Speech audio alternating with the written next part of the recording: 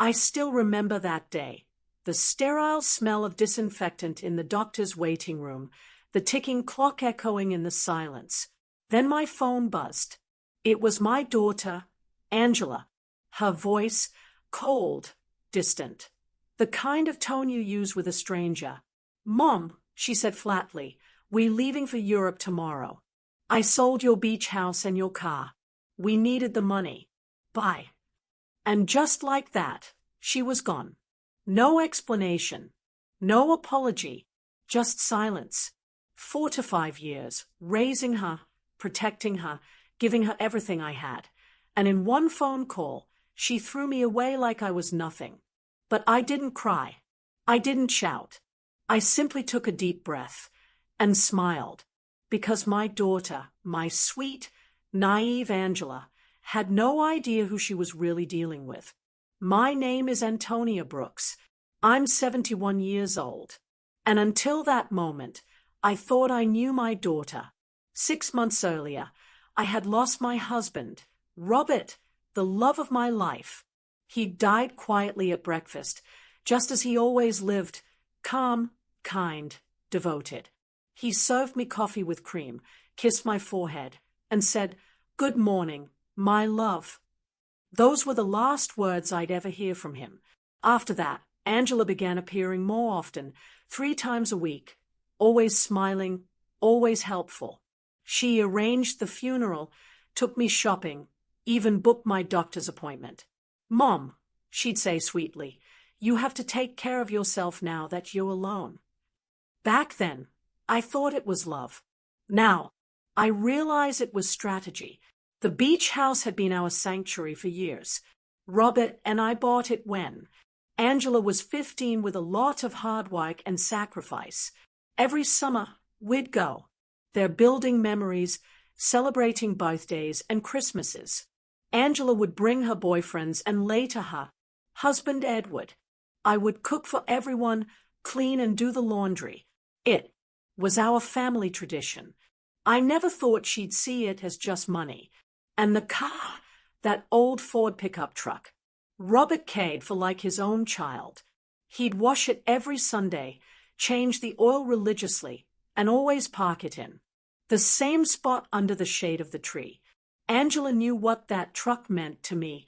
It was the last thing I had left of him. His scent still lingered on the seats. When she hung up, I stayed there, on that uncomfortable green plastic chair, surrounded by other sick people. And for the first time in months, I didn't cry. Something strange happened inside me, a calm I hadn't felt since Robert's death, because in that moment, I remembered something I had completely forgotten. 3 days before he died, Robert had handed me a manila envelope. "Antonia, put this in the drawer of your dresser. If something happens to me, open it after a while, but only when you feel ready." I had put it away without much thought. After the funeral, with so much grief and so many arrangements, I simply forgot. But there it was, waiting for me at home. The nurse called me to go into the office. The doctor examined me and said I was in good health for my age, that I just needed to rest more and eat better. I nodded and smiled, but my mind was elsewhere. I was thinking about that envelope, about the coldness in Angela's voice, and how Edward was probably behind all of it. He had never liked me. He always saw me as a nuisance. I left the office and walked slowly to the bus stop. I no longer had a car, according to Angela, but as I waited, I couldn't help but smile. There was something poetic about all of this.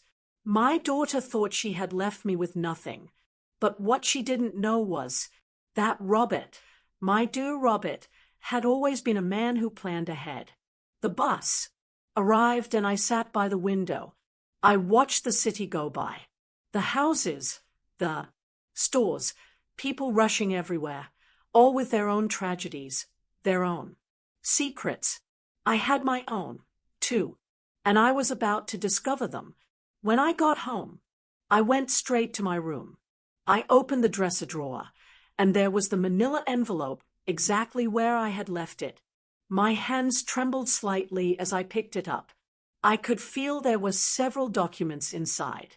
Robert had written my name on the front in his neat handwriting. I sat on the bed we had shared for so many years and took a deep breath.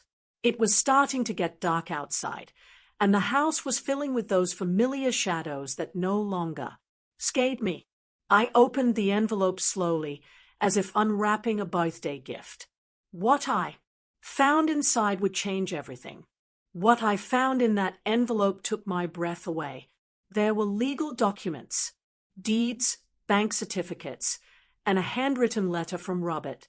My eyes filled with tears as I read his familiar handwriting. My dear Antonia, if you are reading this, it means I am no longer with you. Forgive me for not telling you everything while I was alive, but I wanted to protect you from worries. Over the years, I invested our savings in properties and businesses. We don't just have the beach house. We have 6 other properties, including the apartment building where Angela and Edward live. We also have shares in 3 companies that are worth more than you can imagine. You are rich, my love. You always were rich, but now you are on paper, too. My hands trembled as I looked through the documents. There were deeds to houses in different city neighborhoods, a downtown condo, a small motel on the coast, and indeed the 20-story apartment building where my daughter lived. Robert had been the silent owner for the past 10 years, but had put everything in the name of a company I didn't know about. And, according to the papers, I was the sole heiress of that company. There were also bank statements for accounts I never knew existed with numbers that seemed unreal.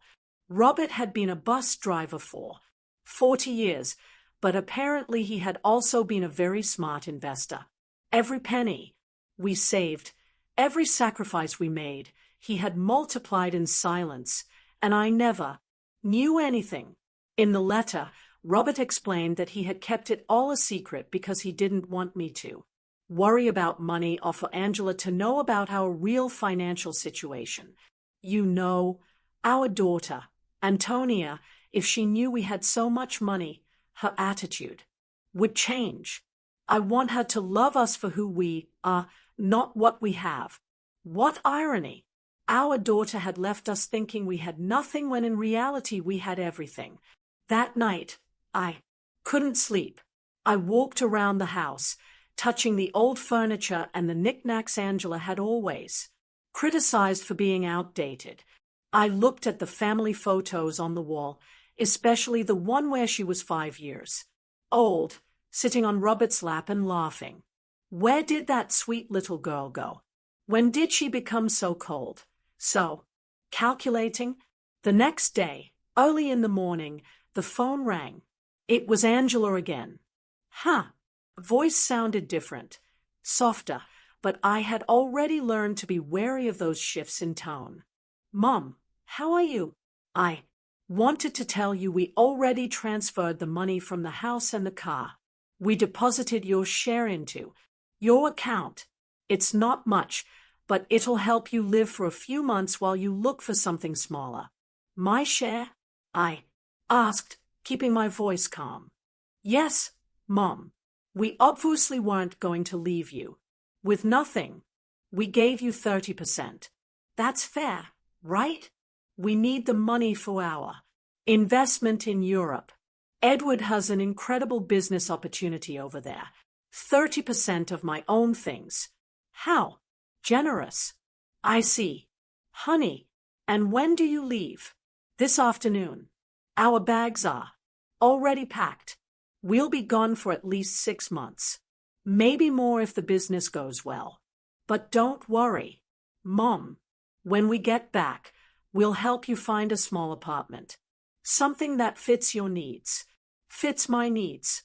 As if she knew what my needs were.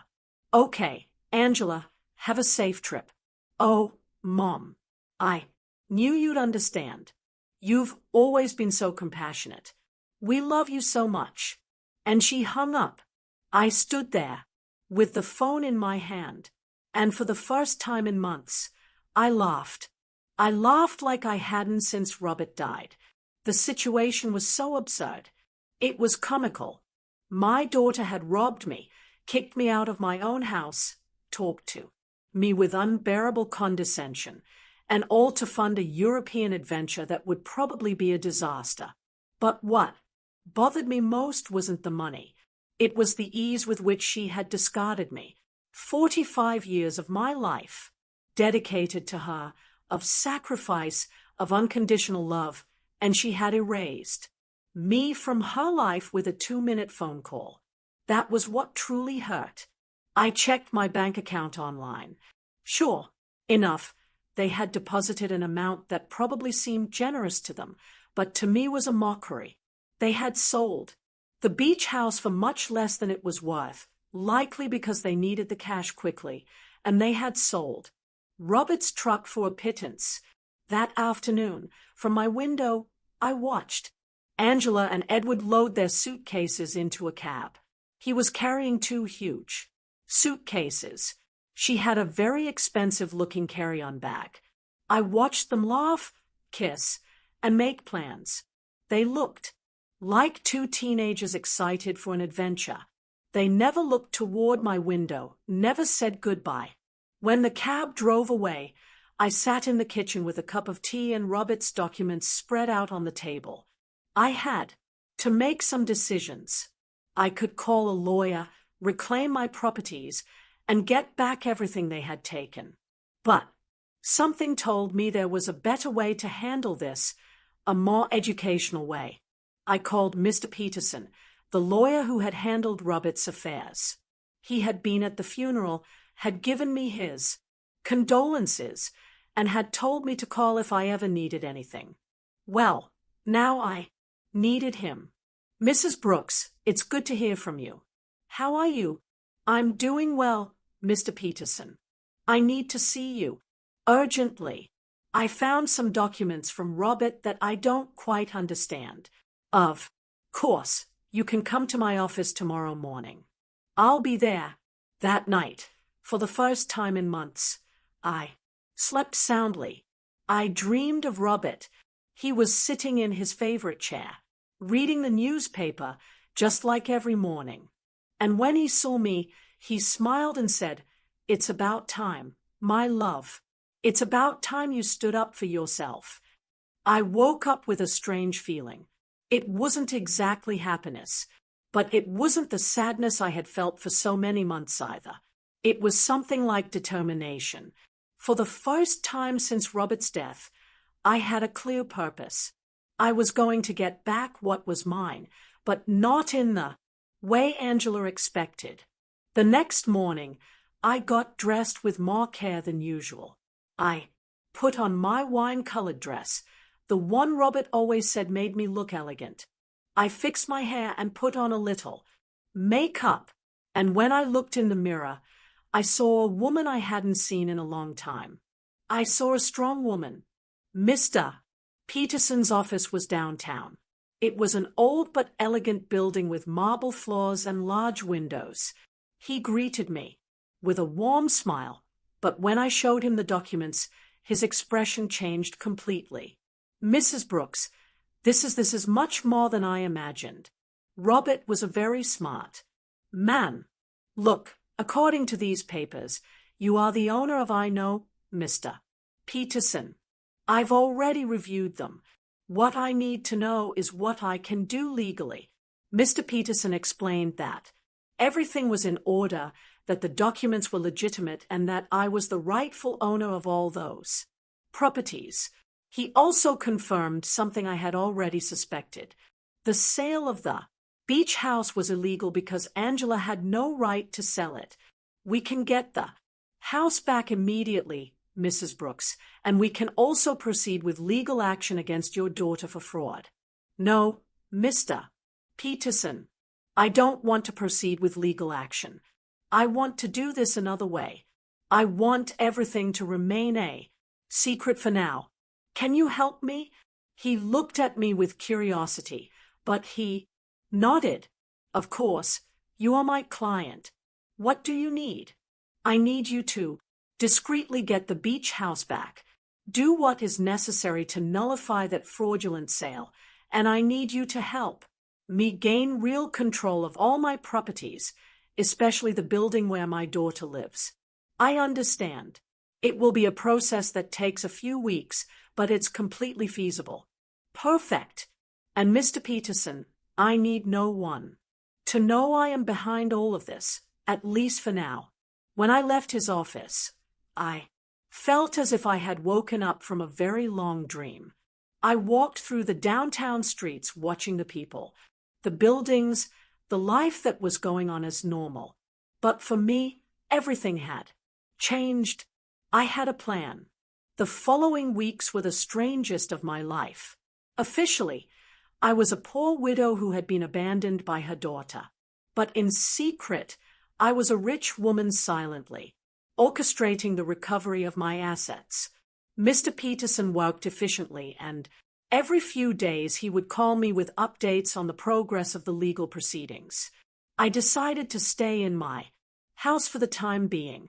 It was mine after all, although Angela probably expected me to move into a single room. Every morning I would wake up, have breakfast at the same table where Robert and I had shared so many years, and then go for a walk in the neighborhood. The neighbors would greet me with that mix of pity and curiosity they reserved for recent widows. Aurora, my lifelong neighbor, came up to me one afternoon while I was watering the plants in the front. Antonia, dear, is it true that Angela went to Europe and left you all alone? Yes, Aurora, she went with Edward. They have business plans over there. And how are you going to live, sweetie? We all know Robert didn't leave much money. If you only knew, I thought. Don't worry, Aurora. I'll be fine. Do you need anything? I can bring you some food, help you with groceries. You're very kind, but I'm fine, really. Aurora looked at me with that expression I knew well. It was the same look I had received after the funeral, compassion mixed with a little relief that it wasn't her tragedy. Well, you know where to find me if you need anything. These conversations were constantly repeated. The butcher, the baker, the lady at the corner store. Everyone spoke to me with that soft tone they use with the unfortunate, and I would nod, smile, and thank them for their concern. But inside, a part of me enjoyed this performance. It was like living a double life. Mr. Peterson called me one Wednesday morning. Mrs. Brooks, I have good news. I was able to nullify the sale of the beach house. The buyers didn't know the sale was fraudulent, so they got their money back without any problems. The house is yours again. Excellent, Mr. Peterson. And the building where Angela lives, that one is more complicated. Technically, you've always been the owner through the company, but we need to make some administrative changes so that you have direct control. That should take another 2 weeks. Perfect. Keep me informed. After hanging up, I sat in the kitchen with my coffee and thought about Angela. She had been in Europe for 3 weeks, and I hadn't heard anything from her. Not a call, not a message, not even a postcard. To her, I had ceased to exist. The moment she got the money she needed, but I knew that was going to change soon. I decided to visit the beach house. I took the bus to the coast, the same route Robert and I had taken hundreds of times. The house was exactly as I remembered it, small, painted cream-colored with a porch overlooking the ocean. The new owners had put some potted plants on the steps, but other than that, everything was the same. I sat on the curb across the street and looked at it for an hour. I remembered summer afternoons when Angela was little, running on the beach and building sand castles, Robert grilling fish on the barbecue while I made salads in the kitchen, Angela bringing friends, then boyfriends, then Edward. All those happy moments that she had reduced to a simple commercial transaction. An older gentleman came out of the house and saw me sitting there. He approached me with curiosity. "Are you okay?" "Yes, thank you. I'm just remembering. I knew the former owners. Yes, I knew them very well. What a shame about what happened. They told us the elderly lady was very sick and needed to sell fast. We thought it was a steal, but it turns out the sale wasn't legal. We had to give the house back." "Did you know them?" "Personally, no. We did everything through intermediaries, but they told us the daughter was handling everything. Because the mother couldn't. What a sad situation. If you only knew how sad it really was." I thought, "Well, I'm glad you didn't lose your money." "Yes. Luckily, everything worked out well. Although, now we have to look for another house. We liked this one a lot."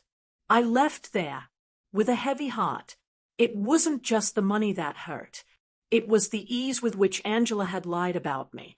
She had made up a story about my illness. She had used my supposed vulnerability to justify her actions. To her, I wasn't a person with feelings, but an obstacle that had to be removed. That night, I called Mr. Peterson again. "Mr. Peterson, I need you to help me with something else. I want to get Robert's truck back, too." "That will be more difficult, Mrs. Brooks. The truck was in your name, but your daughter had a power of attorney that allowed her to sell it. How is that possible?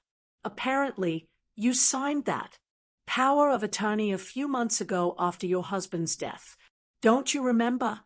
There it was, the moment Angela had started planning all of this.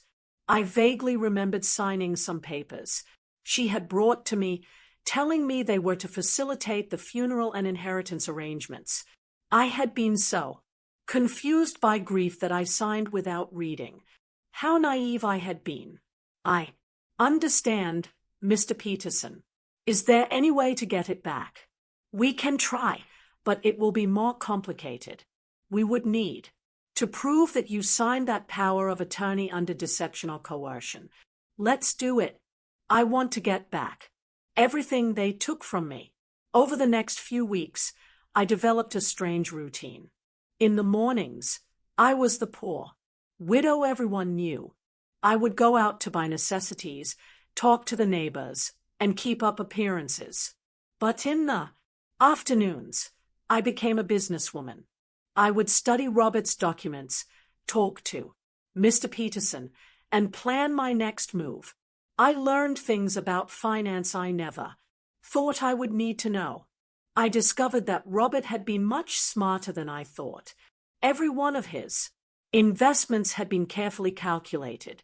The building where Angela lived, for example, wasn't just profitable from rent. It was in an area that was rapidly appreciating.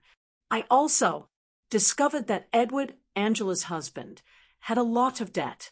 He had taken out loans using the apartment they lived in as collateral, not knowing he wasn't the real owner. When the banks figured this out, he was going to be in serious trouble. Mr. Peterson called me one Friday with important news. "Mrs. Brooks, we've finished all the paperwork. You now have total control of all your properties. I also got Robert's truck back." The buyer turned out to be an acquaintance of mine, and when I explained the situation, he agreed to return it in exchange for a small compensation. "Excellent work, Mr. Peterson. Now, I need you to help me with one more thing. I want you to send a letter to my daughter." "What kind of letter?" "An eviction notice." There was silence on the other end of the line. "Mrs. Brooks, are you sure you want to do this?" "Completely sure. She decided I wasn't important in her life. Now she's going to find out how important I really am." "I understand. Do you want me to send it to Europe?" "No. I want you to give it to her when she gets back. I have a feeling it's going to be very soon." I wasn't wrong. That same afternoon, Aurora came running to my house with fresh neighborhood news. Antonia, did you know that Edward is in trouble with the bank? My brother-in-law who works there told me they are investigating some loans he took out using the apartment they live in as collateral, but it turns out the apartment isn't his. Really? Yes.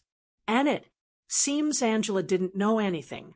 They are saying she's going to have to come back from Europe to sort out this mess. What a complicated situation. Yes. And the worst part is apparently Edward lied to her about the business in Europe. There was no business. He just wanted to escape the debts he had here. Perfect. Everything was working out exactly as I had expected. Angela had trusted Edward, had sacrificed her relationship with me for him, and now she was discovering that he wasn't the man she thought he was. That night, I sat on the porch with a cup of tea and looked at the stars. Robert used to say that the stars were the souls of people who had lived a full life watching over their families from the sky. If that was true, then he was up there watching his plan unfold perfectly. Thank you, my love, I said to the sky. Thank you for taking care of me even after your death. The next day, Mr. Peterson called me. Early. Mrs. Brooks, I have some news. Your daughter just arrived in the country. She's at the airport alone. Alone? Yes. Apparently, Edward stayed in Europe. There are rumors they had a very big fight. I see. Did you send the letter? I'm going to send it today. She should receive it tomorrow. I hung up the phone and stood there in the kitchen, feeling a mix of nervousness and anticipation. After so many weeks of silent planning, the moment for the first real move had finally arrived. Angela was about to discover that her mother was not the defenseless victim she believed. Angela arrived at her apartment on Tuesday night. I knew this because Aurora, who seemed to have informants throughout the neighborhood, came to tell me the next day, Antonia, your daughter came back last night. I saw her go in with one suitcase, but she looked terrible, pale, with dark circles under her eyes, as if she had been crying the whole flight. Alone, completely alone. And something strange. Antonia, when the doorman asked her for the keys, she didn't have them. She had to ask the superintendent to let her in with the emergency copy. Interesting. Edward had the keys, which meant he had probably decided not to come back. Or maybe Angela had discovered something about him and had fled. In any case, my daughter was back. And very soon she would receive my little welcome gift. Mr. Peterson called me that same afternoon. Mrs. Brooks, the letter was delivered an hour ago. The doorman confirmed that your daughter received it in person. Perfect. How long? Did we give her? 30 days to vacate the apartment as per legal standards. But, Mrs. Brooks, are you sure you want to do this? She is your daughter after all. Mr. Peterson, my daughter kicked me out of my own house with a 2-minute phone call. She sold my things without asking. She treated me like garbage. Now she's going to learn that actions have consequences. I understand. I just wanted to make sure you had considered all the implications. I have considered them, Mr. Peterson. All of them. That night, I couldn't sleep. I stayed awake imagining Angela's face when she read the letter, the initial confusion, then the disbelief, then the panic. She would probably think it was a mistake, that someone was trying to scam her, but when she called to verify, she would discover that everything was completely legal. The next day, as if she had been waiting for my call, the phone rang at 8 o'clock in the morning. It was Angela, and her voice sounded desperate. Mom, I need to talk to you urgently. Good morning, honey. How was Europe? Mom, I don't have time for that right now. I received a very strange letter yesterday. It says I have to vacate my apartment in 30 days. It must be a mistake, right? Do you know anything about this? An eviction notice. How? Strange. From whom? From a company I've never heard of. It's called, wait, let me find the letter. Robert Investments Incorporated. Do you know this company? Robert had used his own name for the company. How poetic. No, honey, I've never heard that name. Are you sure the letter is legitimate? That's what I want to find out. Mom, I need you to help me. I don't know what to do. Edward left me in Europe. He ran off with another woman, and now I come back to this. I don't understand what's happening. There was the confirmation. Edward had abandoned her, probably when the money ran out or when he realized that the legal problems at home were more serious than he thought. Poor Angela. She had sacrificed her family for a worthless man. I'm so sorry. Honey, where are you now? I'm in the apartment, but I don't know for how long. Mom, can I come see you? I need to. I need to talk to someone. I don't have anyone else. The irony was perfect. Now that she was left without the man for whom she had abandoned me, she remembered she had a mother. Of course. Honey, come over whenever you want. I'm on my way. I hung up the phone and looked at myself in the mirror. I had to be perfect for this performance. I put on my most conservative gray dress, tied my hair in a simple bun, and practiced my expression of a worried but resigned mother.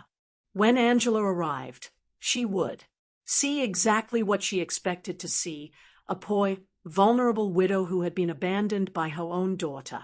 Angela arrived an hour later. When I opened the door, I was surprised at how bad she looked. She had lost weight, had deep circles under her eyes, and her expensive clothes looked wrinkled and unkempt. Her eyes were red from crying.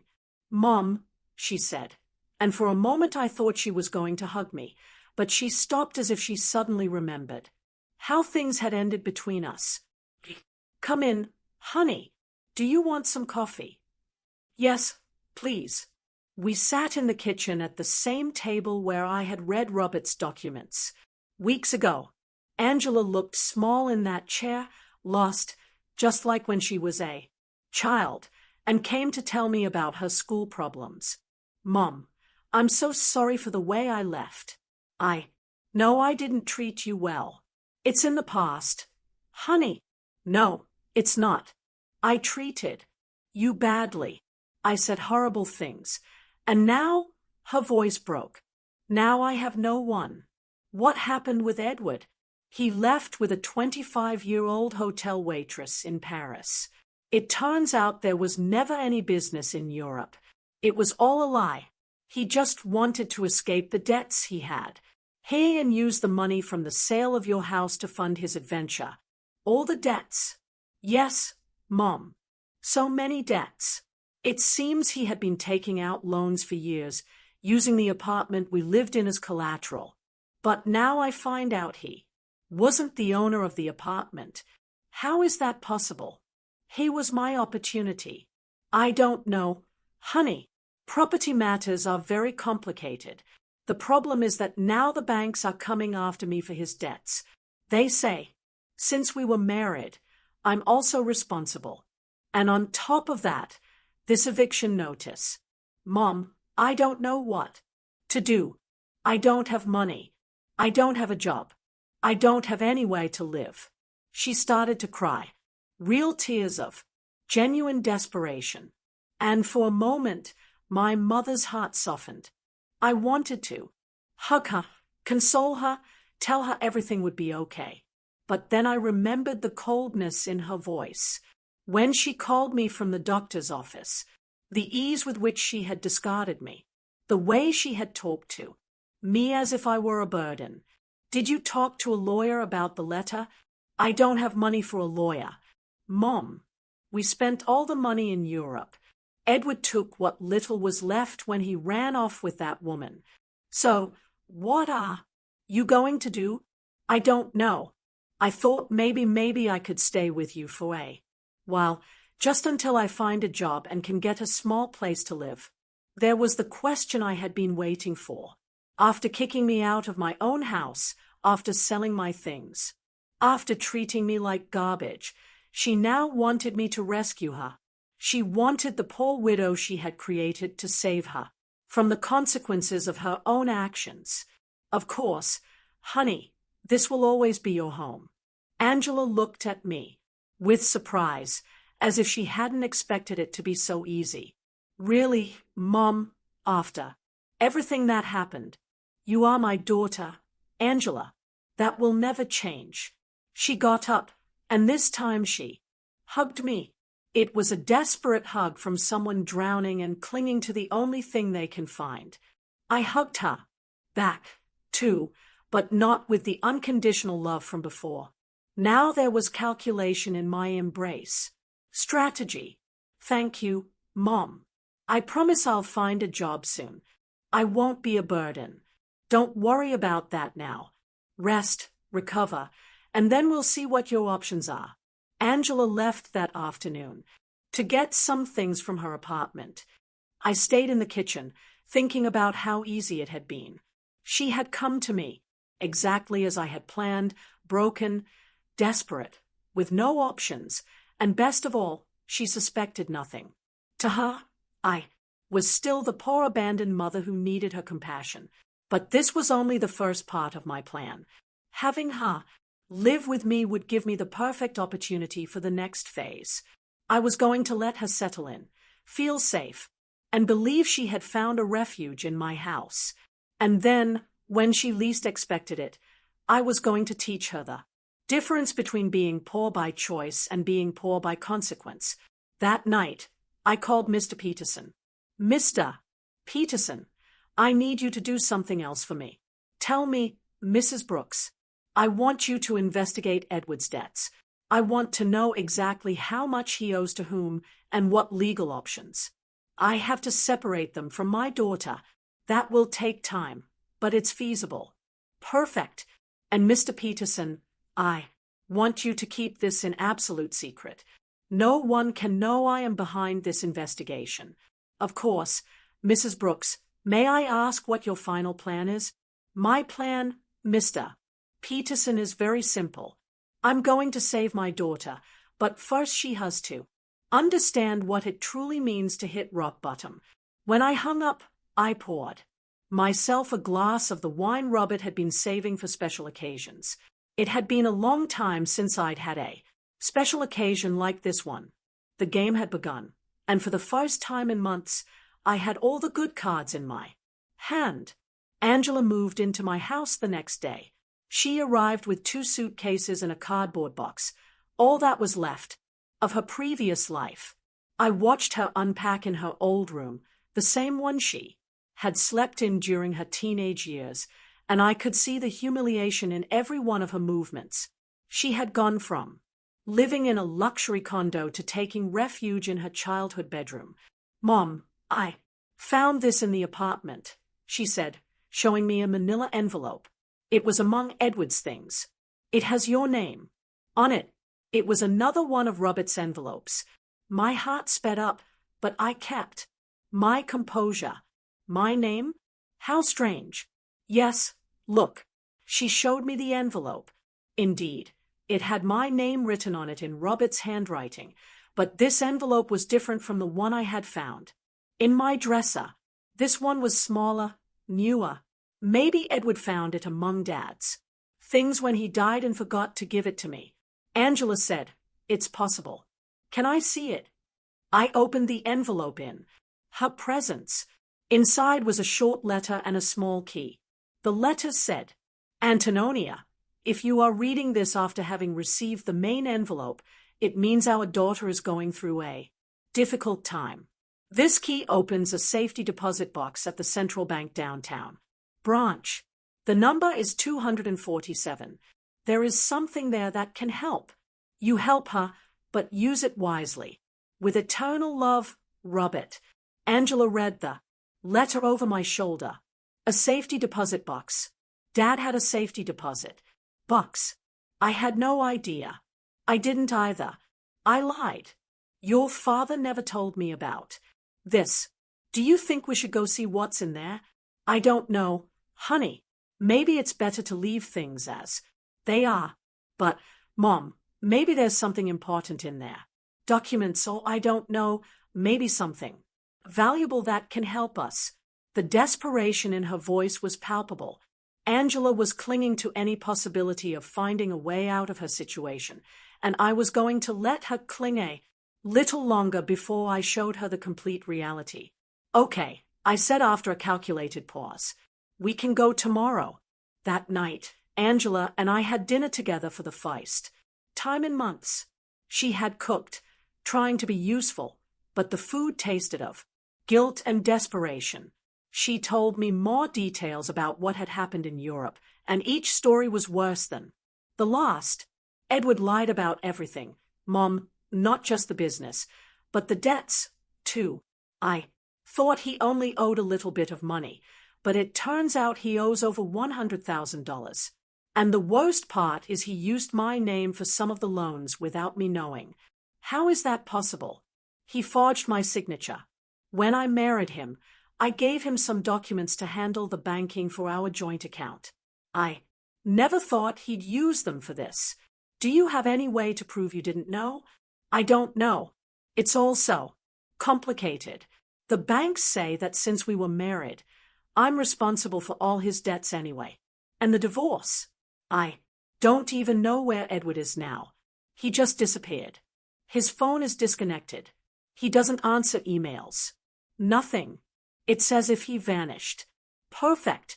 Edward had run away like the rat he had always been, leaving Angela to face the consequences of her actions alone. In a way, he had done me a favor. Now, my daughter was experiencing exactly what I had felt when he abandoned me. Betrayal by someone she had completely trusted. I'm so sorry. Honey, I didn't know things were so bad. I didn't either. Mom, I thought Edward loved me, that we were going to build something together, but it turns out I was just an easy way for him to get money and documents. Angela started to cry again. How could I have been so stupid? How did I not realize who he really was?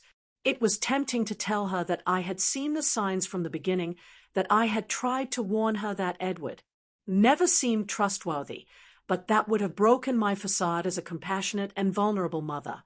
Love can be blinding sometimes. Honey, don't blame yourself. But Mom, I didn't just ruin my life. I ruined yours, too.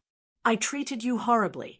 I took your house, your truck, your things, and all to give to a man who abandoned me at the first opportunity. Now we're two poor women, trying to survive because of me. It's in the past. Angela, we'll be okay. No, it's not. Now we're both in trouble because of my mistakes. You lost everything Dad left you, and I lost my marriage and my future. We two poor women trying to survive.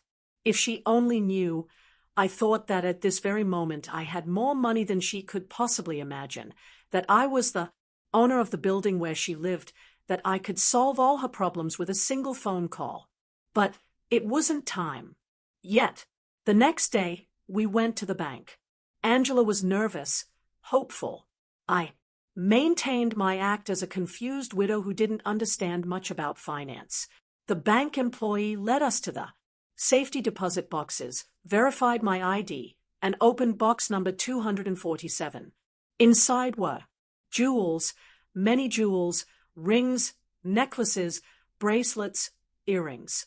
I recognized some pieces as heirlooms from Robert's family. Others were completely new to me.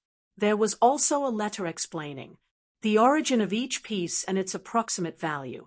Angela gasped. Mom, this must be worth a fortune. You think so? Yes. Look at this emerald in this pearl necklace. Mom, Dad saved a treasure here. According to Robert's letter, the jewels were worth approximately $200,000. It was a significant amount, but it was nothing compared to the rest of my assets. It was like finding a few coins under the sofa when you have $1 million in the bank. What do we do with this, Mom? I don't know, honey. They are family memories. But, Mom, we could sell some of the pieces. With this money, you could get your beach house back, and I could pay off some of Edward's debts.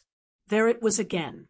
Even when she found something valuable, Angela's first reaction was to think about how to use it to solve the problems Edward had created.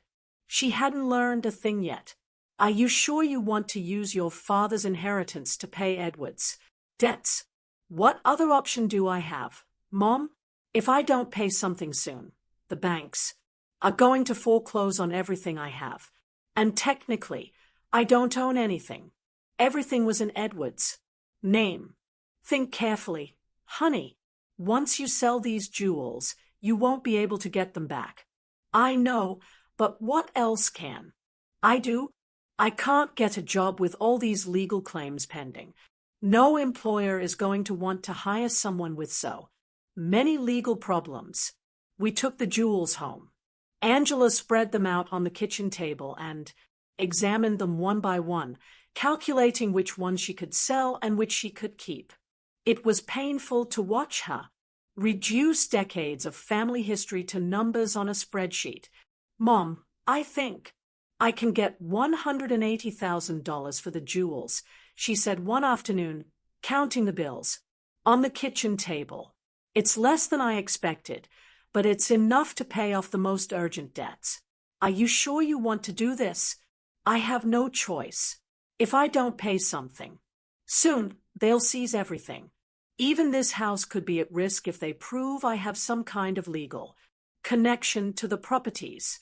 How ironic the situation was.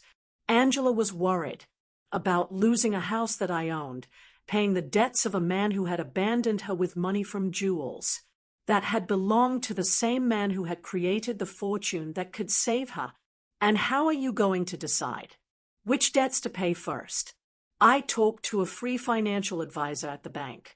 She told me to prioritize the debts that have real collateral because those are the ones that can affect property or lead to immediate foreclosure. Angela had matured so much in these few weeks. The woman who had sold my things without consulting me was now carefully investigating every financial decision. The suffering had made her more responsible but also more fragile. That night, while she was organizing the debt documents on the table, I received a call from Mr. Peterson. Mrs. Brooks, I have a full report on Edward's debts. The situation is worse than I thought. How much worse? He owes over $200,000 to several banks and also has debts with private lenders. What's more concerning is that he used falsified documents with your daughter's signature for some of these loans. That means Angela is legally responsible. It's complicated. If we can prove she didn't know, we might be able to get her out of some of the debts. But it's going to be a long and expensive process. How expensive for a good lawyer specializing in these types of cases? Probably $50,000, and there's no guarantee of success. I understand. And what if she just pays the debts? If she has the money, that would be the fastest solution. But I doubt she has access to that amount. Mr. Peterson, I want you to prepare all the necessary documents to get my daughter out of these debts, but don't tell her anything yet. You're going to pay Mrs. Brooks. I'm going to do whatever is necessary to protect my daughter, but this has to be handled in a very specific way. When I hung up, I found Angela in the living room looking at the jewels with a sad expression. She looked lost, like a child who had broken her favorite toy and didn't know how to fix it. What are you thinking about, honey? About Dad? About how disappointed he would be in me if he could see what I did with my life. Your father loved you very much, Angela. He would understand. No, Mom. He taught me to be responsible, to value family, not to be selfish. And I did the exact opposite. I abandoned my mother for a man who turned out to be a liar. I sold my family's memories for money. I ruined everything he built. For the first time since she had returned, I heard a genuine regret in her voice. It wasn't just lamenting the consequences of her actions, but a true acknowledgement that she had done something morally wrong. People make mistakes, honey. The important thing is to learn from them. But how do I learn from this, Mom? How do I fix the damage I've done? There was the question I had been waiting for. Angela was finally ready to face the truth about her actions and their consequences, but it wasn't yet time to reveal my final card. First, I had to let her hit rock bottom completely. The next few days were crucial for my plan. Angela decided to sell most of the jewels, keeping only the engagement ring Robert had given me and a small necklace that had belonged to her grandmother. I watched her prepare to go to the jewelry stores, research prices, and negotiate with buyers. It was painful to watch her reduce decades of family history to commercial transactions, but it was necessary for her to understand the real weight of her decisions. Mom, I got $180,000 for the jewels, she told me one afternoon, counting the bills on the kitchen table. It's less than I expected, but it's enough to pay off the most urgent debts. Are you sure you want to do this? I have no choice. If I don't pay something soon, they'll foreclose on everything. Even this house could be at risk if they prove I have some kind of legal connection to the properties. How ironic the situation was. Angela was worried about losing a house that I owned, paying the debts of a man who had abandoned her with money from jewels that had belonged to the same man who had created the fortune that could save her. And how are you going to decide which debts to pay first? I talked to a free financial advisor at the bank. She told me to prioritize the debts that have real collateral because those are the ones that can affect property or lead to immediate foreclosure. Angela had matured so much in these few weeks. The woman who had sold my things without consulting me was now carefully investigating every financial decision. The suffering had made her more responsible but also more fragile. That night, while she was organizing the debt documents on the table, I received a call from Mr. Peterson. Mrs. Brooks, I have important news. We managed to locate Edward. Where is he? In Paris, just as your daughter suspected. But here's the interesting part. He's trying to get French residency through a fake marriage with that young woman your daughter mentioned. A fake marriage? Yes. Apparently, the girl needs papers, and he needs a way to stay in Europe without being deported. But the most important thing is that we found evidence that he deliberately falsified your daughter's documents with the intention of fleeing the country. That means Angela can get out of the debts. With this evidence, yes, we can prove fraud and coercion. Your daughter won't have to pay anything for what Edward did behind her back. It was perfect. I had a way to save Angela from all her debts legally without her suspecting that I had the money to do it. Mr. Peterson, I want you to start the legal process immediately. Don't tell my daughter anything yet. I want the process to be completely finished before I tell her. I don't want to give her false hope. Understood. This will take about 3 weeks, maybe a month. Perfect. When I hung up, Angela looked at me with curiosity. Who was that, Mom? A lady who was asking about Mrs. Davis, our neighbor on the corner. She had the wrong number. Lying had become easy. Every day that passed, I felt more comfortable with this double life I was leading. On one hand, I was the poor, abandoned mother Angela believed me to be. On the other, I was a wealthy woman, silently orchestrating my daughter's salvation and education. Over the next 2 weeks, I watched Angela struggle with decisions she never had to make: how to stretch money for food, how to negotiate with creditors, how to look for a job when your credit history is ruined. It was a cruel but necessary Education. Mom, I went to 3 job interviews today. She told me one evening, coming home with swollen feet and a tired face. 2 of them told me they can't hire me because of the pending legal problems. The third one offered me a part-time job cleaning offices at night. Are you going to take it? I have no choice. It pays very little, but it's better than nothing, and I can work at night so I can keep looking for something better during the day. Seeing my daughter, who had lived a comfortable life for over 40 years, preparing to clean offices at night, broke my heart. But it also filled me with pride. She was finally facing reality without expecting someone else to solve her problems. Are you sure you can handle so much physical work? I'll have to learn. I can't keep being a burden to you, Mom. It's bad enough that you're letting me live here for free. This is your home, Angela. No, Mom. This is your home and I'm here because of your generosity, but I'm not going to take advantage of it forever. One night, while Angela was on her first cleaning shift, Aurora came to visit. She sat in the kitchen with me, drinking tea and looking at the family photos on the walls. Antonia, I have to ask you something. Did you know Angela was going to come back in these conditions? What do you mean?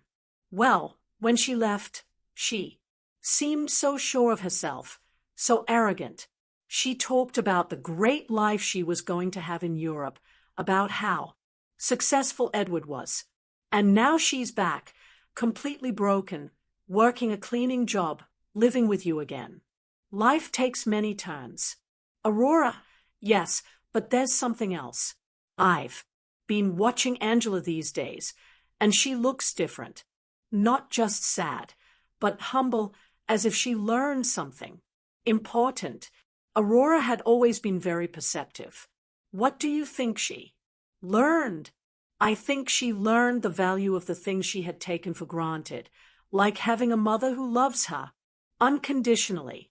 Maybe. Aurora, can I tell you something? When Angela left and treated you so badly, many of us thought you would never forgive her. But here you are taking care of her again, giving her a home when she has nowhere to go. She's my daughter, Aurora. Yes, but not every mother would do what you're doing, especially after being treated the way you were treated. If Aurora only knew the complete truth, that I had the power to solve all of Angela's problems, but was choosing to let her suffer a little longer so she would learn the full lesson. Do you think I'm doing the right thing?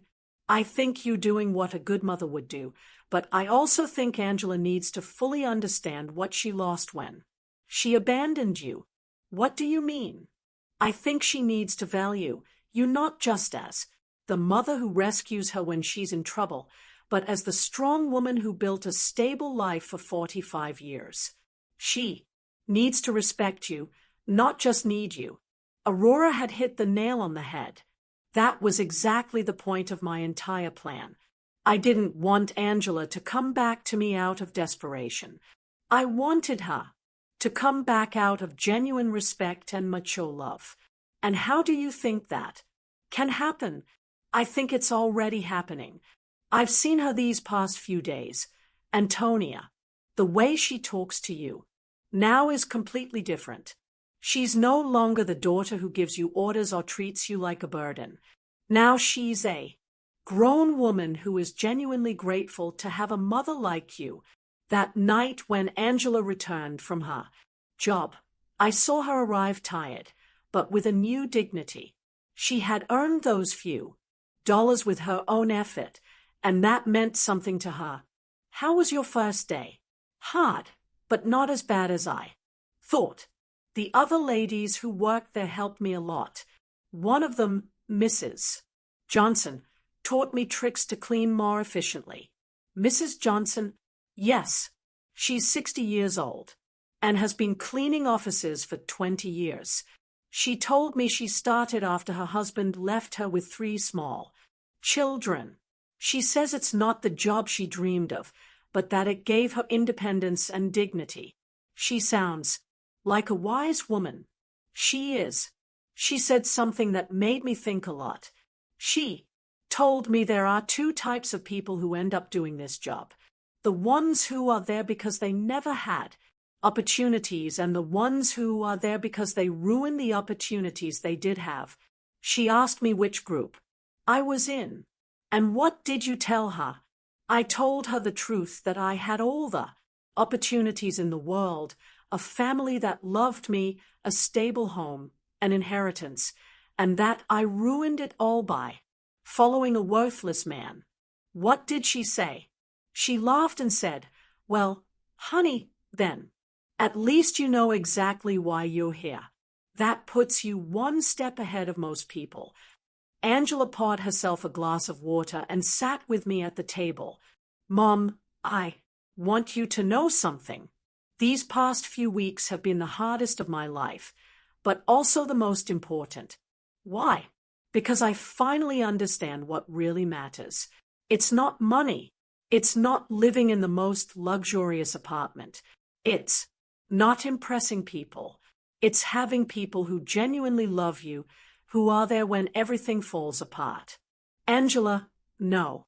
Let me finish. You have every right to hate me for what I did to you. I abandoned you when you needed me most. I took everything Dad left you. I treated you as if you were a nuisance. And now I'm here again expecting you to forgive me and take care of me. I already forgave you, honey, but I haven't forgiven myself, and I won't until I prove that I've truly changed, that I've learned from my mistakes. Mr. Peterson called me the next morning.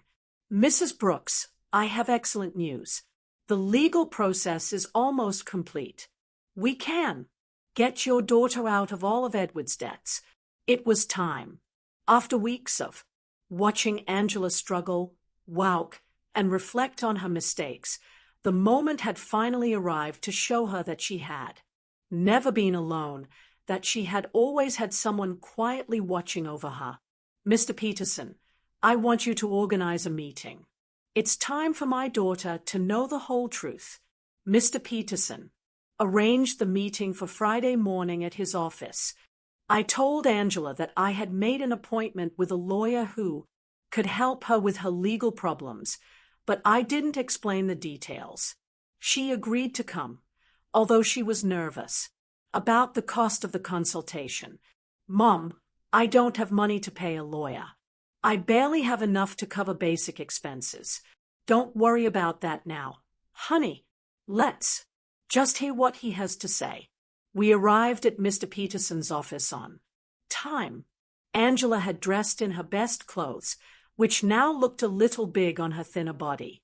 She was nervous, wringing her hands, expecting another piece of bad news on her endless list of problems. Mr. Peterson greeted us with his usual professional smile. "Mrs. Brooks, Miss Brooks, thank you for coming." "Thank you for seeing us," Angela replied. "Although I should warn you that my financial situation is very complicated and I probably can't afford high fees." "That's exactly what we're going to talk about," Mr. Peterson said, exchanging a look with me. "But first, I need you to review these documents." Mr. Peterson handed Angela a thick folder. She opened it and began to read, her expression gradually changing from confusion to surprise. "I don't understand. These documents say that Edward forged my signature, that there is evidence of fraud, that I am not responsible for the debts." "That's right. We have been investigating your case for the past few weeks. We found enough evidence to prove that you were a victim of identity fraud. But how is that possible? Who paid for this investigation? I don't have money for this." Mr. Peterson looked at me. It was my moment. "Angela, there's something I need to tell you." "What, Mom?" I took a deep breath. After weeks of acting, I was finally going to reveal the truth. "Your father left me more than you knew. Much more." "What do you mean, Mr. Peterson?" "Show her the other documents."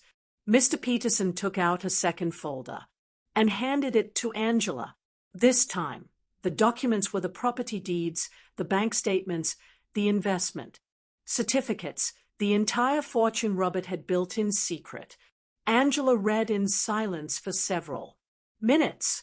Her face went through a complete range of emotions: confusion, disbelief, shock, and finally comprehension.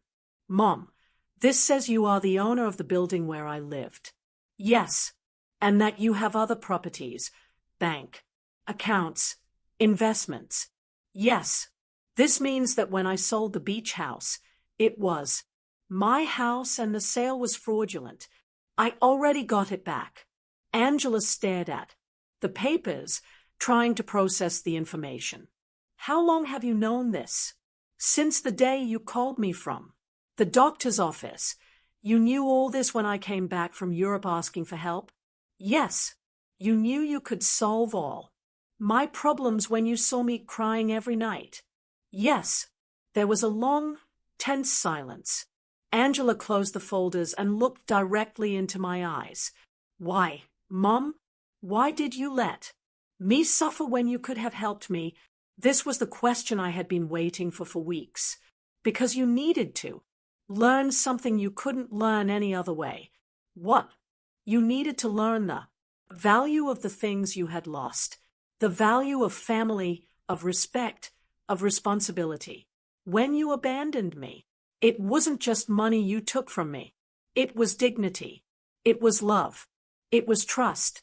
Angela started to cry, but they weren't tears of self-pity like the ones she had shed during these weeks. They were tears of deep understanding. "I abandoned you when you needed me most. Yes, I treated you like garbage. Yes, and you saved me anyway. Yes, but not in the way you expected.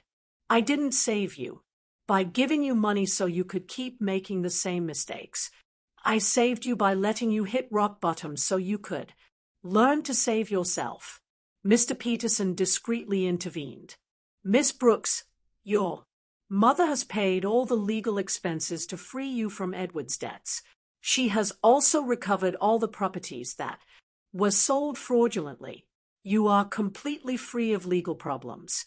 And the cleaning job I got, you can quit if you want," I said. "But I hope you don't." "Why?" "Because that job is teaching you something you never learned when everything was easy. It's teaching you the value of your own effort, the dignity of honest work, the importance of valuing every dollar you earn." Angela wiped her tears and looked at me with an expression I hadn't seen in years. It wasn't the look of a daughter who needs her mother, but the look of a grown woman who respects another woman. "Do you forgive me, Mom?" "I forgave you a long time ago, honey. The question is, can you forgive yourself?" "I don't know if I can. I did unforgivable things.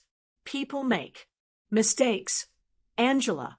The important thing is what we do after we recognize those mistakes." Mr. Peterson left us alone in his office for a few minutes. Angela and I sat in silence, processing everything that had happened. "Mom, I want you to know something. Even if you didn't have all this money, even if you were really the poor widow I thought you were, I would have learned the same lesson." "What lesson?" "That there is nothing more valuable than having someone who loves you unconditionally. During these past few weeks, the only thing that kept me sane was knowing I had a home with you. That no matter how much I had ruined my life, you were still my mother. That will never change." "Angela, I know, but I also know that I can never take that love for granted. Again, I have to earn it every day with respect, with gratitude, with actions, not just words." We left Mr. Peterson's office with a completely new relationship. We were no longer mother and daughter united by blood and habit. We were two grown women who had chosen each other after going through the most difficult test imaginable. The following weeks were about rebuilding, but not the kind Angela expected. Even though she now knew I had enough resources to solve all her problems, she decided to keep her night cleaning job. "Mom, I need to finish what I started," she told me one afternoon as she was getting ready for work. "I can't just go back to a comfortable life as if nothing happened." "Are you sure? You don't have to punish yourself forever." "It's not a punishment. It's a way of remembering who I was and who I want to be now." I watched her put on her work uniform, something unthinkable a few months ago when she lived in the luxury condo with Edward. But there was something different in her posture, in the way she moved. She was no longer the broken woman who had arrived crying at my door. She was someone who had found dignity in honest work. Aurora came to visit me that afternoon, as she had done every few days since Angela had returned. "Antonia, there are some very strange rumors going around the neighborhood." "What kind of rumors?" "People are saying that you're not as poor as we all thought. Someone saw Angela leaving a very elegant lawyer's office downtown, and then they saw her paying off all her debts at the bank." "People talk a lot, Aurora." "Yes, but they are also saying you got your beach house back and that somehow you managed to solve all of Angela's legal problems. That costs a lot of money." "Antonia, Aurora knew me too well to fool her for long." "What do you want to know exactly?" "I want to know if my friend of 40 years has been lying to me about her situation." I poured myself a cup of tea and sat across from her. It was time to be honest with someone else. "Robert left me more than anyone knew. Aurora, much more." "How much more?" "Enough so that Angela and I never have to worry about money again." Aurora was silent for a moment, processing the information. "And why did you pretend to be poor all these months?"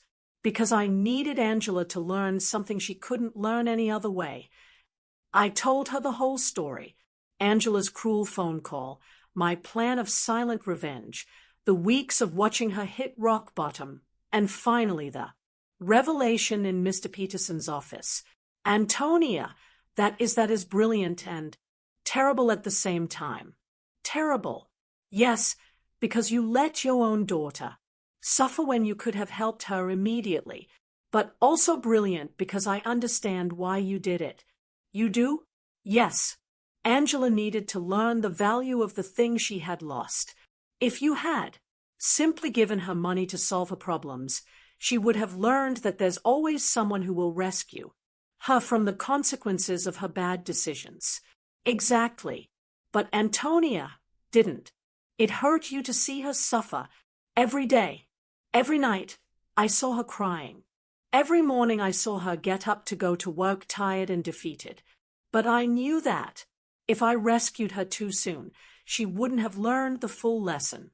"And do you think she learned it?" "Look for yourself. Angela knows that she now has access to enough money to live comfortably, but she chose to keep her job. She knows she can move to a better place, but she decided to stay here with me. She knows she doesn't have to worry about the debts, but she's using her own savings to help other women in similar situations. She's helping other women." "Yes, she became friends with the ladies she works with and is using some of the money she earned cleaning offices to help a co-worker who is having trouble paying for her son's daycare." Aurora smiled. "That's not the Angela who went to Europe." "No, she's not. This Angela understands that money is a tool, not a goal. She understands that dignity comes from work and respect, not from material possessions." That night, when Angela returned from work, she found me reading in the living room. "Mom, I have to tell you something. Today, Mrs. Johnson asked me if I was the daughter of the rich lady from the north side of town." "What did you tell?" "Huh." I said yes. That you have enough money for me not to have to work. And do you know what she asked me next? What she asked me why I was still working. So I explained that it was because I need to prove to myself that I can stand on my own 2 feet. And what did she say? She laughed and said, "Honey, that's the difference between being rich and acting rich. Your mom taught you how to be truly rich. Mrs. Johnson is very wise. She is. And she made me understand something important. It's not about the money you have, but about how you use it and how you relate to it." Angela sat down with me on the sofa. "Mom, I want you to know that I've made a decision. I'm going to keep living here with you, but not as a daughter who has come back home to her parents. I want to stay here as a grown woman who chooses to share her life with her mother. What's the difference? The difference is that I'm going to pay my share of the expenses. I'm going to contribute to the upkeep of the house, and I'm going to treat this relationship as a partnership between two independent women who love and respect each other. Angela, you don't need to." "Yes, I do. Mom, I need our relationship to be different from what it was before. Before, I was a daughter who took her mother's love and care for granted. Now I want to be a grown woman who values and takes care of the most important relationship in her life. And your job? I'm going to keep working, but not necessarily cleaning offices forever. I want to go back to school. I want to prepare myself to do something more meaningful with my life, but I want to do it step by step, earning every opportunity. Do you have any idea what you want to study?" "Yes, I want to study social work. These past few weeks have taught me how many people are going through difficult situations without having anyone to support them. I want to use the resources we have to help other women who are going through what I went through." It was perfect. Angela had not only learned to value what she had, but she had found a way to use her experience for something constructive. "And what about Edward?" Mr. Peterson told me he was arrested in France for the fraudulent marriage. He's going to be deported soon. But honestly, Mom, I don't care anymore. That part of my life is over. You don't feel any resentment? No.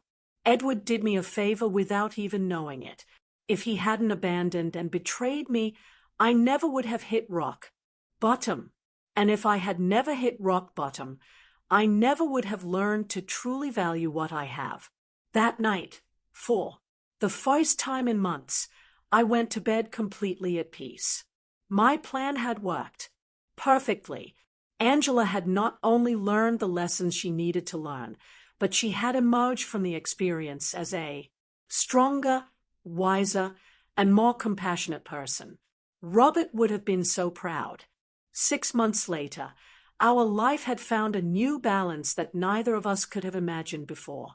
Angela finished her social work studies with excellent grades, and I decided to use some of my resources to establish a foundation to help women in situations of domestic violence and financial abandonment. Mom, the letter from the university arrived. Angela said one morning, coming into the kitchen with an envelope in her hands. I was accepted into the master's program. I start next semester. But Mom, I want you to know I'm going to pay for it with my own savings. I've been saving money from my job at the city. The salary isn't high, but she had learned to live with the essentials and to value every dollar she earned. Are you sure? We can easily afford the master's program. I know, but I need to do it on my own. It's part of who I am now. Aurora came to visit that afternoon, as she had done every Friday for the past few months. She had become a confidant to both of us, watching our transformation with fascination. Antonia, I have to confess something, she said, pouring herself a second cup of tea. At first, I thought you were very cruel to Angela. And what do you think now? Now I think you were the wisest mother I've ever known. Look at your daughter. Really, look at her. It was true. The Angela who was in the living room studying for her exams was completely different from the one who had left for Europe months ago. This Angela had a serenity that came from within, a confidence that was based on her own achievements, not on material possessions.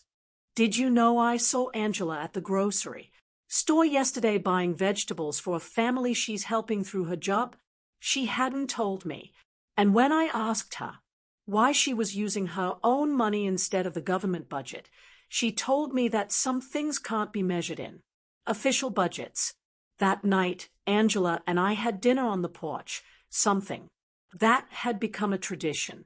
It was our time to talk about the day, plan for the future, and simply enjoy each other's company. Mom, I received a very strange letter today, she said, cutting her salad. From whom? From Edward. My muscles tensed. Edward. He wrote to you? From where? From prison in France. Apparently, he was sentenced to 2 years for marriage fraud. In the letter, he says he regrets everything he did and wants to ask for my forgiveness. And how do you feel about it? Honestly, I don't feel anything. No anger, no sadness, no desire for revenge. It's as if that part of my life happened decades ago, not months ago. Are you going to write back? No, not because I hate him, but because there's nothing to say. That Angela who married him no longer exists. This Angela has nothing to talk to him about. I was impressed by the maturity in her voice.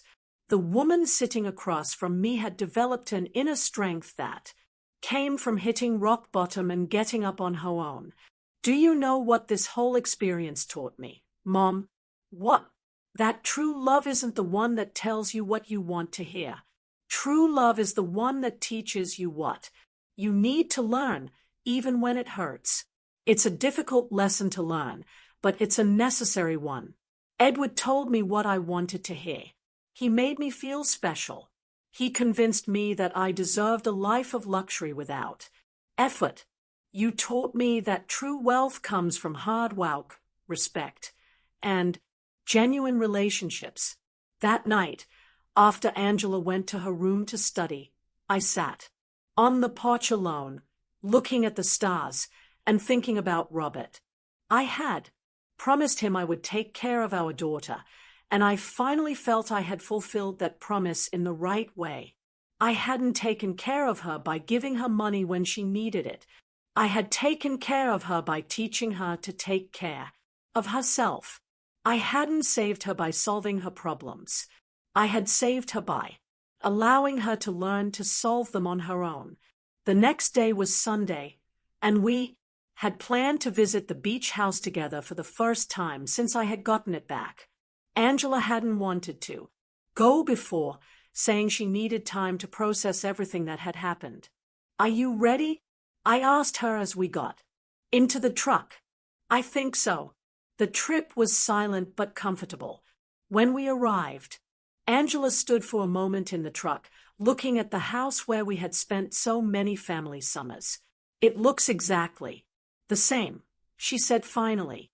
Some things don't change, but others do. I am not the same person who sold this house. We went in together. The house was clean and tidy, exactly as Robert and I had kept it for years. Angela walked through each room, touching the furniture and looking at the family photos that hung on the walls. Mom, I want to apologize. You already apologized. Honey, no, I want to apologize specifically for this house. Not just for selling it, but for reducing all our family memories to a commercial transaction. It's forgiven. This house represents 40 years of family, summers, of birthdays, of Christmases. Dad built that porch with his own hands. You planted that garden. I learned to swim at that beach, and I turned it all into money to fund the adventure of a worthless man. She sat on the sofa where Robert used to read on Sunday mornings. Do you know what hurts me the most? What? That when I sold it, I didn't feel anything. It was just another property. Now being here again, I can feel Dad in every corner. I can hear his laughter, smell his morning coffee, see his reading glasses on the table. He is. Angela. He has always been here. I know. And I also know that he is proud of how you handled all of this. We spent the whole day at the house cooking together, cleaning and fixing small details. It was like a ritual of reconnect, Ian, not just with the place, but with the values that place represented. When the sun began to set, we sat on the porch Robert had built, looking at the ocean. Mom, I have a proposal. What is it? I want us to turn this house into a temporary shelter for women who are leaving situations of domestic violence, a place where they can stay while they rebuild their lives. It was the perfect proposal. Robert would have loved the idea that his beach house would serve to help other families. I think that's a beautiful idea, honey. We can use some of the foundation's resources to maintain it, and I can oversee the program through my job. Are you sure you want to turn our family sanctuary into that, Mom? The best sanctuaries are the ones that are shared. Dad always said that a house isn't truly a home until it opens its doors to other people who need love. He was right. Robert had always been generous with our home, inviting relatives, friends, and neighbors who needed a place to stay. We returned home that night with a new project and a completely renewed relationship. We were no longer mother and daughter united by obligation or need. We were two women who had consciously chosen to build a life together based on love, respect, and a common purpose. That night, before falling asleep, I spoke to Robert in silence. We did it, my love. Our daughter finally understood what truly matters. And for the first time since his death, I felt he answered me. I always knew you would. You're both stronger than you think. Justice had arrived not as revenge, but as education, not as punishment, but as transformation. And in the end, it wasn't money that mattered. It was the bond we rebuilt, one made of honesty, forgiveness, and love. A bond no storm could ever break again. Did this story touch your heart? Yellow Heart, tell me, where are you watching from? I'd love to meet you in the comments. If you enjoyed this story, your super thanks means the world. It helps me keep sharing more real, emotional journeys like this one. Thank you for being part of this community. See you in the next life story. With love, warmth, and respect.